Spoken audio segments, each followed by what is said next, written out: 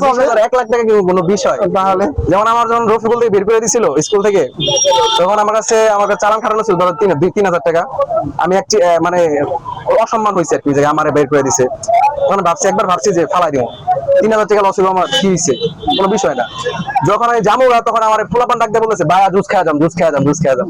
আর জায়গায় বসছি, ওই জায়গায় যে জায়গায় বসছি সেও আমার উঠাই দিছে। আমি এলাকার সন্তান হয়েও আমি তার পাওয়ার করে দিতে পারতাম অনেক কিছু, কিন্তু এটা আমার ছিল না, কারণ তাই সে ওই জায়গাটা ব্যবসা করতেছে। আচ্ছা ঠিক আছে, হাসি মুখে আমি বলছি যে এই জায়গাটা আমি আপনার 500 টাকা ভাড়া দিব 3 ঘন্টার জন্য। না উঠে যাও, এখানে আমি গাড়ি ওয়াশ করবো। সে আমার চিনি অবশ্য, তারপর তার বিজনেস। এটা একটু দো। আসসালামু আলাইকুম ভাই। ওয়ালাইকুম আসসালাম ভাই, কেমন আছেন আপনি? এই তো আলহামদুলিল্লাহ। ব্যবসা বাণিজ্য কেমন চলছে ভাই? এই তো ভাই চলতেছে আপনাদের দোয়ায়। আজকে আসলাম ভাই আপনার কাছে একটা আইডিয়া নেওয়ার জন্য আর কি। যেমন যেমন হচ্ছে আমাদের মনে করেন অনেকেই আছে যারা নতুন ব্যবসা করতে চায় বা নতুন উদ্যোক্তা হতে চায় আর কি, তাদের বিষয়ে কি কোনো আপনার কোনো ইয়া আছে কিনা, মন্তব্য আছে কিনা, বা তাদেরকে কোনো আইডিয়া দিতে চান কিনা, বা আপনি যে ব্যবসাটা শুরু করলেন মানে কোথা থেকে বা আপনার এই আইডিয়াটা আসলো? আচ্ছা আচ্ছা, হ্যাঁ হ্যাঁ বেঞ্চ লাগবে, যাও। আচ্ছা প্রথমত হলো আমি ক্ষুদ্র একটা মানুষ, আমার থেকে আইডিয়া নিয়ে যে মানুষ কিছু করতে পারবে মনে হয় না। তবুও আমার যে বিজনেসের পলিসি, যে আমি যেই পলিসিতে বিজনেস করে যাই স্টার্টটা আমি শেয়ার করতে পারবো। হ্যাঁ, তো প্রথম হচ্ছে যারা বিজনেস করবে, যাদের বিজনেসের ইচ্ছা আছে যে না নিজে কিছু একটা করবো বা আমি একটা উদ্যোক্তা হব, বা চাকরি আর কতদিন, বা চাকরি করবো না, চাকরি তো অবশ্যই মানুষ করে, চাকরি করবো না বা আমি কিছু একটা করবো, তো তারা প্রথমত নিজের সর্বোচ্চ প্ল্যানিং এর মাধ্যম দিয়ে সর্বোচ্চ চেষ্টা করবেন। এটা সুন্দর একটা প্ল্যানিং করতে হবে ফার্স্ট অফ অল। এটা প্ল্যানিং এর মাধ্যমে তারপরে করতে হবে যে তার গোল কি, সে কোন পর্যায়ে নিজের নিয়ে যাবে, বা তার বিজনেসটারে কোন ক্যাটাগরিতে রাখবে, বা বিজনেসটারে কি করবে, মানে এটার অবস্থান কই থাকবে, এটা একটা প্ল্যানিং করবে। সর্বোচ্চ প্ল্যানিং করার পর আল্লাহর নামে সর্বোচ্চ চেষ্টার সহিত এই বিজনেসে সে নামবে। প্রথমেই তার কন্ডিশন থাকবে যে ধৈর্য হারা হওয়া যাবে না, যেটাই করুক ধৈর্য হারা হওয়া যাবে না। মানে একটা বক্তব্য শুনছিলাম যে যদি তুমি কোনো কিছু নাই করো, যদি তুমি লস নাই খাও, বা তুমি যদি রিজেক্ট নাই হও, তাহলে বুঝবা কেন জিনিসটা কি আছে। আগে তোমার নামতে হবে, ঘরে বসে বসে রিলস দেখা মানে চিন্তা করা হবে না যে আমি বড় কিছু করব, এটা করব। আগে তুমি মার্কেটে আসো, তোমার প্ল্যানিং এর উপরে ভিত্তি করে মার্কেটে আসো, দেখবা দুনিয়া অনেক ভিন্ন, অনেক ভিন্ন ভাই, অনেক কিছু তোমার ফেস করতে হবে। মানে মাঠে নামলে বোঝা যায় যে বাস্তবতা আসলে মানে কতটা কঠিন। তো আমার এই বিজনেস হচ্ছে, এটা একটা জুস বার, এটা নাম হচ্ছে ফ্রুজো। হ্যাঁ, ফ্রুজো ফ্রেশ জুস কর্নার। তো বাংলাদেশে আপনার ফ্রেশ জুসটা, যেমন বাংলাদেশে একটা মনে করেন আপনার এই দেশে ফ্রেশ জুসের প্রতি ইফোর্ট অনেক খুবই কমই দেয়। তো যেগুলো আছে, যেগুলো মনে করেন আপনার কেমিক্যাল ইউজ করা, কেমিক্যাল দেওয়া। আপাতত হ্যাঁ কারেন্ট নাই, তো তার জন্য একটু অফ আছে, কারেন্ট আসলে হবে আর কি। কারেন্ট চলে গেছে। হ্যাঁ, তো ফ্রেশ জুসটা খুবই কম ইফোর্ট দেয় মানুষের। এই জায়গায় আমি আমারটা উপস্থাপন করছি যে এমন একটা কর্নার থাকবো যেখানে একটা বিশ্বস্ত জায়গা থাকবো, যে এখান থেকে ফ্রেশ জুস সেল হয় আর কি। মানে ফ্রুজো নামে থাকবো ফ্রেশ একটা জায়গা। ফুল মিনিং হচ্ছে ফ্রুজো ফ্রেশ জুন, ফ্রুজোর ফুল মিনিং হচ্ছে। হ্যাঁ, ফ্রুজো ব্র্যান্ডটা কি আপনার নিজস্ব? একদম আমার নিজস্ব, এটা আমার বাহির থেকে সম্পূর্ণ প্ল্যানিং আমার নিজের মাথা থেকে নেওয়া, তৈরি করা। এটা সব এই প্রসেসিংটা সব হয় বাহিরে। আমি দেখছি যেমন থাইল্যান্ড, ইন্দোনেশিয়া, তারপর হচ্ছে মালয়েশিয়া, কাশ্মীর, এইসব জায়গা থেকে ওরা ফুডটারে খুব প্রায়োরিটি দেয়, ফুড জিনিসটারে। সবাই ফ্রেশ থাকো, ফ্রেশ কিছু খাও, ওরকম তেল জাতীয় জিনিস ওরা খুবই অ্যাভয়েড করে। হ্যাঁ, অ্যাভয়েড করে আর কি। তারপরে আপনার তো এখন এই আমার জায়গা হচ্ছে কাশিমপুর নদীর পাড়, এই ঠিকানাটা হচ্ছে কাশিমপুর নদীর পাড়। এখানে অনেক রেস্টুরেন্ট আছে, সবাই বিকালে ঘুরতে আসে। তো এই জায়গাটা স্থানটা আমি নিয়ে এখানে ফ্রেশ জুসটা সেল করি আর কি। তো এখন যদি আপনারা কেউ এই ফ্রেশ জুসে মানে এইসব বিজনেসে ইনভলভ হতে চান, অবশ্যই আসতে পারেন, কিন্তু সবসময় একটা মেন্টালিটি থাকতে হবে যে ফ্রেশ কিছু এই জায়গা থেকে যাবে। ভাই আপনার শুরুটা কিভাবে যদি একটু বলতেন? শুরুটা ভাই, আমার শুরুটা হচ্ছে খুবই সিম্পল, ওরকম কিছু না। আমি জব করতাম, আমি আপনার মাইমন টেক্সটাইলে জব করছি প্রায় 4 বছর। তো ওইখান থেকে মানে আমিও ভাবছি যে এখানে কিছু একটা করি, কিছু একটা কি করা যায়, কোন একটা ব্যবসার দিকে ইনভলভ হই, অনেক চিন্তা মাথার ভিতরে আসে। তো এক দুই ফ্রেন্ড কথা বলতে বলতে একজন বলতেছে যে গরমের সময় জুসটা চলবো। তো এইভাবে চিন্তা ভাবনা করি নাই যে একটা জুস দোকান থাকবো, ওরে খালি শরবত বিক্রি করবো আমরা। হ্যাঁ, পরে আমি ভাবলাম বলতে আমার মাথায় একটা রিলস না কি জানি আসলো, ভাবলাম যে কি করা যায়। যে একটা জুস কর্নার দেওয়া যায়, দিলে কিভাবে, এরকম এরকম কোনো প্ল্যানিং ছিল না আমার। না, এত বড় সড়ো করে হ্যাঁ, এখন তো বড় সড়ো না, এখন ছোট করে আছে, কিন্তু আরো যে প্ল্যানিং গুলো মাথায় ঘুরতেছে, মানে একটা জিনিস ইনভলভ হইলে আর অনেক রাস্তা সামনে ছড়ায় থাকে। এখন তোমার ইচ্ছা তুমি কোন দিকে যাইবা। তো তখন বন্ধু বললো যে ঠিক আছে পার্টনারই করি। তখন আমাদের কাছে 1 টাকাও নাই। টাকা ছাড়াই চিন্তা ভাবনা পরে আমি একটা রিস্ক নিলাম যে টাকা দিয়া যে বিজনেস জিনিসটা এমন না। তুমি যে একটা টাকা তুমি প্রথমে খাটাইবা, তারপরে এই যে একটা বিজনেসে একটা অ্যামাউন্ট তুমি পাইবা, ওই টাকাটা তোমার কাছে নাই। নাই। এই টাকাটা আমার যদি কেউ দেয় তাহলে কেমন হয়, কেউ একজন দিল, তার আমি আস্তে আস্তে দিয়ে দিলাম। আস্তে আস্তে এমন একটা লোক আমি পাইছি যে আমার ফুফাতো ভাই, তারপরে আমার ফুফা, ওনারা দিছে। আমি চা মাত্র আমার 60,000 টাকা দিছে তারা। হেল্প। তো আমি পর বন্ধুরে বললাম যে 60,000 টাকা আমার কাছে আছে, তুই আরো 50-60,000 টাকা দিয়ে ভালো করে একটা দে। ও একটু পিছিয়ে গেল, ওর ওরকম অ্যাবিলিটি আছে কারো থেকে টাকা আনবো। হ্যাঁ, তারপরে আমি বললাম ঠিক আছে এটা দিয়ে শুরু করি। তো আমার এলাকার ছেলে হিসাবে আমি 60,000 টাকাটা জাস্ট অল্প একটু কিছু করছি, যা দেখতেছেন। তারপর আরো ছোট ছোট যে বিষয়গুলা, এটাই জায়গা রাখ সব হচ্ছে আমার এলাকার বড় ভাই আছে, অনেকে আমার হেল্প করছে টাকা দিয়া। তারপরে অনেকেই যার ধরেন কারো কাছে ব্লেন্ডার আনছি, ব্লেন্ডারটা এই যে ব্লেন্ডারটা আনছি 7,000 টাকা দিয়া, এটা আমার মনে করেন 4,000 টাকা দিচ্ছি, আর বাদ বাকি এখনো পাই। পরে মনে করেন একটা জিনিস আনছি, অর্ধেক অর্ধেক টাকা দিচ্ছি, হেল্প করছে আর কি। মানে এই হচ্ছে প্রসেস। তো একটা প্রসেসের মাধ্যম দিয়া তো একটা সিস্টেমে এখন দাঁড়াইছি। তো শুধু জুসটা যে আমি এখানে সেল করতেছি জিনিসটা তা না, আমার মিনি কর্নারের, হ্যাঁ লাগাম মিনি জুস, আমার মিনি স্টল আছে। তো ওইখানে আপনার এখানে বানায় বরফের মাধ্যমে সাজায় রেখে, ঢাকা শহরে যা করতেছি সাজায় আমি সামনে সেল হইতেছে, ওইখানে যা দেখতে পারেন, ওইখানে সেল হইতেছে আর কি। তারপরে আমার স্কুলে ফ্রেশ জুস যায়, বাচ্চারা ফ্রেশ, টিচাররা কি শেখায় যে তোমরা ফ্রেশ খাবারটা খাও। হ্যাঁ, কিন্তু ফ্রেশ খাবারটা দিতেছে কে, কয়জন দিতেছে ফ্রেশ খাবারটা? আপনি একটা কোম্পানিতে উল্লেখ করেন, অত ফ্রেশ জুস বানায় না। ওরা কি করে, কেমিক্যাল থাকে, সুগার থাকে, ওরা লেখাই দেয়, কিন্তু এটা লেখা আছে যে এখানে এই কেমিক্যাল ইউজ করা হয়েছে, এখানে এটা হয়েছে, কিন্তু এটা কতটুকু স্বাস্থ্যসম্মত বাচ্চাদের জন্য? যখন একটা বাচ্চা দৈনিক স্পিড খাইবো, তার ক্যান্সারের ঝুঁকি থাকবো, তার শরীর রোগ প্রতিরোধ ক্ষমতা কমে যাবো, আর অনেক ধরনের সমস্যা রেগুলারলি যখন খাইবো, এটা 2-1 দিনের অন্য বিষয়। তো স্কুলের ক্যান্টিনেই এই ধরনের জুস বিক্রি হইতেছে। তো সেই জায়গায় এই জুসটা আমি প্রেজেন্টেশনের মাধ্যমে বলছি যে আপনারা এই জুসটা এখানে রাখেন, কিন্তু তার পাশে আমার ফ্রেশ জুসটা রাখি, তাহলে কেমন হয়? পরে তার আমার প্রেজেন্টেশনের মাধ্যমে খুবই খুশি হয়েছে। তারা প্রিন্সিপালরা বললো ঠিক আছে তাহলে তুমি এই কাজটা করো, তুমি একটা জুস কর্নার দাও। আমি বললাম ঠিক আছে স্যার, জুস কর্নার আমি দিলাম। প্রায় আমার ভাই 1 সপ্তাহ যাবত চলতেছে ওইটার পেশারে ভাই। আমার দৈনিক 300 গ্লাস 400 গ্লাস পর্যন্ত আমার জুস সেল হয়। বাচ্চারা মনে করেন প্রায় 1300 স্টুডেন্ট, 4বার টিফিন দেয়। 4বারে মনে করেন আমার যে সাইডে এক্সবান থাকে, একটা জায়গায় এই মাথায় আরেকটা এই মাথায়, মানে এটা সব উঠাই লইছে আমার অবস্থা। তারপরে 2জন লোক দিয়ে সামাল দিয়ে দেই। কিন্তু মানুষ বলে না যে মানে ভালো কিছুর মূল্যায়ন মানুষ কতজন দিতে পারে।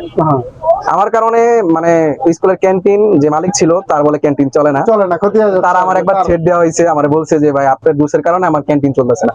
পরে আমি বললাম যে ভাই আপনি তো সিঙ্গারা পটি বিক্রি করেন, আপনি অনেক ধরনের বিস্কুট বিক্রি করেন, আপনার ক্যাটাগরি আমার ক্যাটাগরি তো সম্পূর্ণ আলাদা। জাস্ট হলাম আমি একটু জুস আইটেমটা বিক্রি করি, তাও ফ্রেশ, তাও স্কুলের অনুমতি নেওয়া, প্রিন্সিপাল অনুমতি, অ্যাডমিন অনুমতি নেওয়া।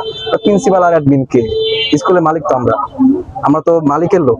এই স্কুলের মালিক হচ্ছে আরেকজন, মাহবুব সরকার, মাহবুব মনে হয় ওনার নাম। ওনার আপন ভাইস্তা, সেই হলে স্কুলের ক্যান্টিন চালায়। এখন তার পাওয়ার বেশি, সেখানে আমার কিছু বলার নাই। তারা যখন অ্যাডমিনে বলছে কি বলছে, অ্যাডমিন আমার পরে আর বলছে যে ঠিক আছে ভাই তুমি বাহিরে বিক্রি করো। আমার এক্সকিউজ দেওয়া হয়েছে আমার জুস খায় আমার মানুষ অসুস্থ হয়েছে, কিন্তু আমার জুস তো দৈনিক 300 পিস সেল হয়। 300 পিস সেলের ভিতরে 320 মানুষ অসুস্থ হওয়ার কথা না, এরা বলে 2জন জুস খেয়ে অসুস্থ হয়েছে। ঠিক আছে আমি বলছি আমার জুস খেয়ে অসুস্থ হয়েছে, জুসের সেক্টরটা বাহিরে, আপনি বলেন কারা অসুস্থ হয়েছে, তাদের আমি একটু খোঁজ খবর নিতে চাই, তাদের টেস্ট, আমার জুস খাওয়ার কারণে অসুস্থ হয়েছে কিনা, কি কারণে অসুস্থ হয়েছে আমি একটু জানতে চাই স্যার। আমি একটু ইনফরমেশন দেয়। স্যার তো মনে করেন তোবলাই গেছে যে আচ্ছা ঠিক আছে তুমি আপাতত বাইরে থাকো। আমি বুঝতে পারছি যে খালি বার বলতেছে বাইরে থাকো, বুঝতে পারছি যে না এমন কিছু একটা হয়েছে। তারপরে এটা মানে রিসেন্টলি কালকে পরশু দিনের ঘটনা। পরে বাহিরেও আমার প্রায় 206 পিস জুস নিয়ে গেছিলাম, 206 পিস জুস আমার বিক্রি হয়েছে আলহামদুলিল্লাহ। 206 পিস, একটাও একটু কষ্ট হয়েছে এই আর কি। আচ্ছা এখন মনে করেন আপনার যারা নতুন উদ্যোক্তা আছে, যারা করতে যাচ্ছে, তাদেরকে কি বলবেন আপনি?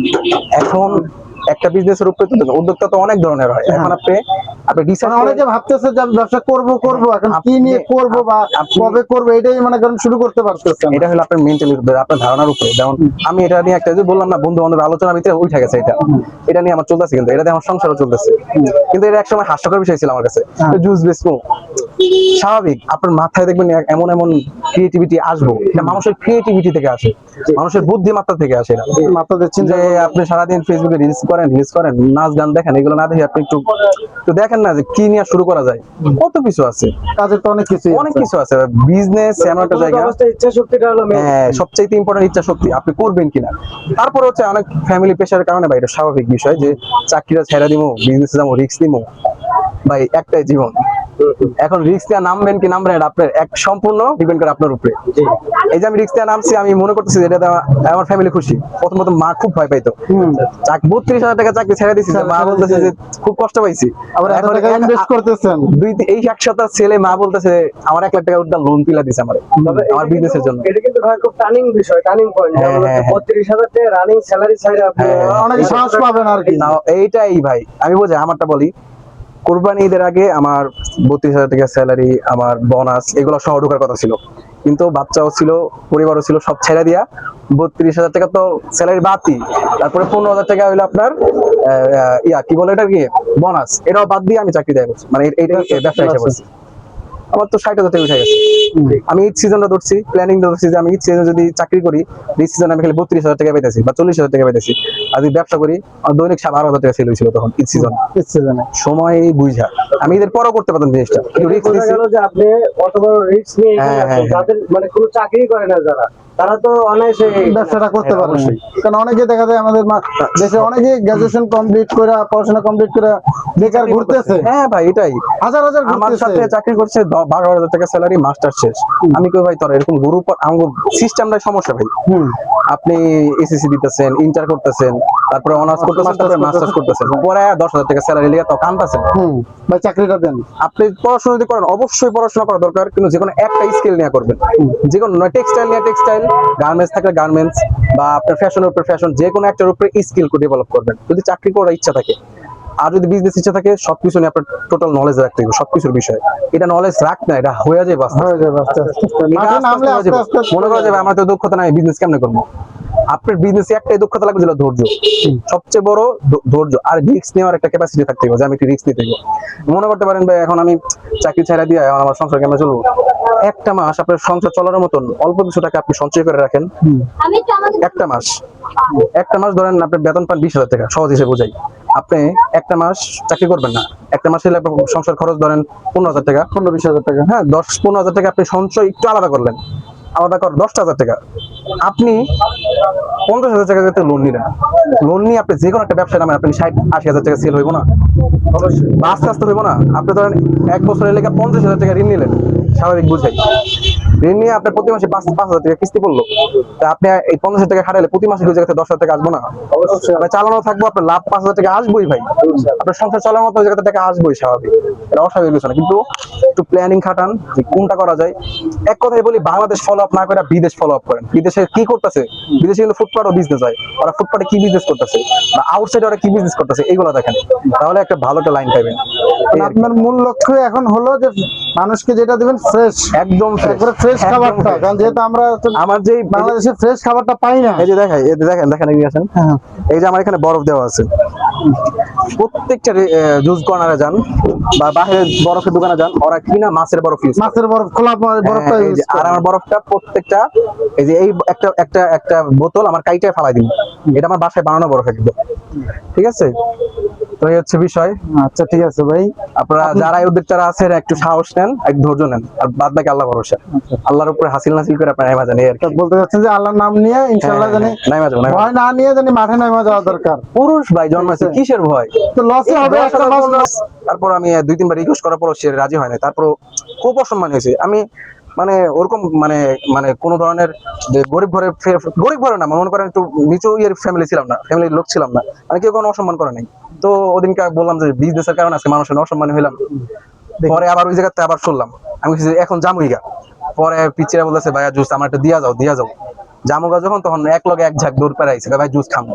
আবার খারাইলাম, এই যে খারাইলাম, ওখানে কেউ ফিরাইলো না অন্য জায়গায়, তাও দেওয়ালের উপরে খারায় আমি জুস সেল করতেছেন, এইভাবে সেল করতেছি। মানে এটা সিচুয়েশনটা এমন একটা, মানে কি একটা অবস্থা, আমার হাসি আসলো। তারপরে খারায় গেলাম, তখন 206 পিস শেষ। শালার বিজনেসের লেগে আজকে অসম্মান হইলাম, এটা শেষ আমি দেখে যাবো এটার ভিতরে কি আছে? কি আছে রে বাইকেরা যাবো, যদি একেবারে নাই পারি তাও বিজনেসে থাকবো, যদি রাস্তায় ফুটপাতে আমার হকারি করে করতে হয় তাও বিজনেসে থাকবো, আমি চাকরিতে আর যাবো না। এটা যদি অসম্মান হয়েছে এটার কারণে আমি সম্মান কামাই যাবো, মানে এর কারণে আর এইগুলারে মানে নরম মনে করবেন, এগুলার থেকে আরো ইন্সপায়ার হইবেন। এরকম অসম্মানী না, এরকম যখন কষ্ট করতে হইব আগে, যেমন এখন মনে করেন মাথায় বস্তা নিয়ে হাঁটি, যখন মোকামে যাই তখন মাথা থেকে বস্তা নিয়ে হাঁটি, আর আগে মনে করেন ব্যাগ টানতো, মার হাতে যে ব্যাগ টানতো শরম লাগতো, মানে খারাপ লাগতো। যে হাতে আর ব্যাগ এখন নিয়ে যাবো। এটাই ভাই, এটাই পুরুষ মানুষ যখন টাকা থাকবো, যেমন টাকা আছে এখন ভালো লাগে ভাই, এখন মানে আপনার সত্যি লাগে। ফুড কর্নারে কতজন কাজ করতেছে? এখন আমার এটা তো জাস্ট একটা জুস স্টল, স্টল, হ্যাঁ। এটার উপরে আমার প্ল্যানিং যারা শুনছে, আপনারা এখন বলি এই প্ল্যানিং এর বিষয়ে, আচ্ছা, আমার প্ল্যানিং এর উপরে ইনভেস্টমেন্ট বাংলাদেশ 3-4 লক্ষ টাকা ইনভেস্ট করার জন্য প্রস্তুত আমার প্ল্যানিং। এটা বললাম কি, আপনি যখন যাবেন তখন আপনার রাস্তা অটোমেটিক খুলে যাবে, এইটাই হলো মেন কথা বিজনেসে গেলে। এখন আমার কাছে না হলো 5-7টা রাস্তা আছে, আমি যেটার মুভ যেদিকে মুভ করবো না ওদিকে আমার ইনভেস্টার আছে।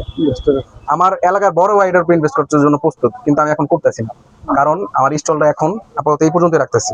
আমার যে ওই যে স্কুল চলতেছে, স্কুলের জন্য আমার একটা রুম নেওয়া হয়েছে। এখন স্কুলে তো আর কোনো প্রবলেম হয় না নাকি? না না, স্কুলের ভিতরে বসতে মনে হয় পারবো না, কিন্তু ক্যান্টিনে পাইকারি দিব আর কি। পাইকারি। তারপরে আরেকটা স্কুলের ভিতরে বসবো, এরকম আরো 3টা স্কুল আছে, 3টা স্কুলের ভিতরে থাকবো। বিকালবেলা থাকবো কাশিমপুর মাঠের সাথে, মানে কিছু জনসংখ্যা যেসব জায়গায় থাকে। দর্শকের মাঝে আপনার লোকেশনটা বলে দেন, আমরা লোকেশন শেষ করবো লাস্টের দিকে। আচ্ছা আচ্ছা আচ্ছা, অবশ্যই ভাই, কথা বলে আর শেষ হয় না ভাই। আপনার ব্র্যান্ডের নাম এবং আচ্ছা, আপনার লোকেশন। আমাদের ব্র্যান্ডের নাম হচ্ছে ফ্রুজো, হ্যাঁ, ফ্রুজো জুস বার, এটা হচ্ছে নাওয়াবাজার কাশিমপুর, হ্যাঁ।